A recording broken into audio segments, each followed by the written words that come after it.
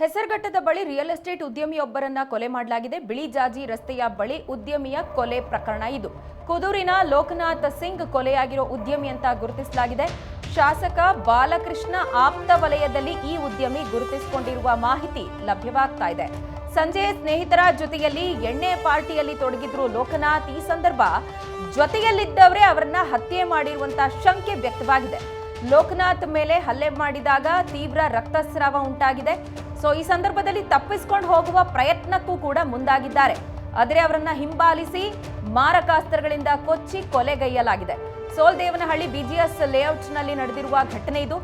ನಿರ್ಮಾಣ ಹಂತದ ಕಟ್ಟಡದಲ್ಲಿ ಪಾರ್ಟಿ ಮಾಡ್ತಿದ್ರು ಇವರು ಅನ್ನುವ ಮಾಹಿತಿ ಲಭ್ಯವಾಗ್ತಾ ಇದ್ದು, ಸದ್ಯ ಘಟನೆಗೆ ಸಂಬಂಧಪಟ್ಟ ಹಾಗೆ ಸೋಲದೇವನಹಳ್ಳಿ ಠಾಣೆಯಲ್ಲಿ ಕೇಸ್ ದಾಖಲಾಗಿದೆ.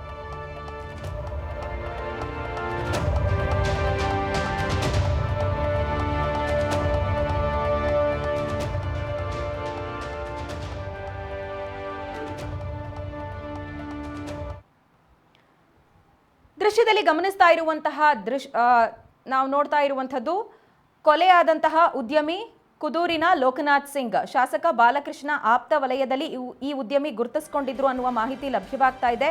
ನಿನ್ನೆ ವೀಕೆಂಡ್ ಇದ್ದಿದ್ರಿಂದ ಸಂಜೆ ಸ್ನೇಹಿತರ ಜೊತೆಯಲ್ಲಿ ಇವರೆಲ್ಲ ಎಣ್ಣೆ ಪಾರ್ಟಿಯಲ್ಲಿ ತೊಡಗಿದ್ರು.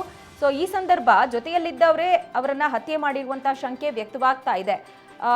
ಎಣ್ಣೆ ಪಾರ್ಟಿ ಮಾಡ್ತಿರುವಂತಹ ಸಂದರ್ಭದಲ್ಲಿ ಯಾವುದೋ ವಿಚಾರ ಚರ್ಚೆ ಆಗುವ ಸಂದರ್ಭ, ಭಿನ್ನಾಭಿಪ್ರಾಯ ಮೂಡಿದ ಕಾರಣ ಕುಡಿದ ಮತ್ತಿನಲ್ಲಿ ತಾವೇನ್ ಮಾಡ್ತಿದ್ದೀವಿ ಅನ್ನುವ ಪ್ರಜ್ಞೆ ಇಲ್ಲದೆ ಈ ರೀತಿಯ ಕೃತ್ಯವನ್ನು ಎಸಗಿರುವಂತಹ ಶಂಕೆ ವ್ಯಕ್ತವಾಗಿದ್ದು, ಲೋಕನಾಥ್ ಮೇಲೆ ಹಲ್ಲೆ ಮಾಡಿದ ಸಂದರ್ಭ ತೀವ್ರ ರಕ್ತಸ್ರಾವಕ್ಕೆ ಅವರು ಒಳಗಾಗಿದ್ದಾರೆ. ಜೊತೆಗೆ ತಪ್ಪಿಸ್ಕೊಂಡು ಹೋಗೋಕೆ ಪ್ರಯತ್ನವನ್ನ ಮಾಡಿದ್ರೂ ಕೂಡ ಅವರನ್ನ ಹಿಂಬಾಲಿಸಿ ಮಾರಕಾಸ್ತ್ರಗಳಿಂದ ಕೊಚ್ಚಿ ಕೊಲೆ ಮಾಡಿದ್ದಾರೆ ಅಂತ ಹೇಳಲಾಗ್ತಾ ಇದೆ.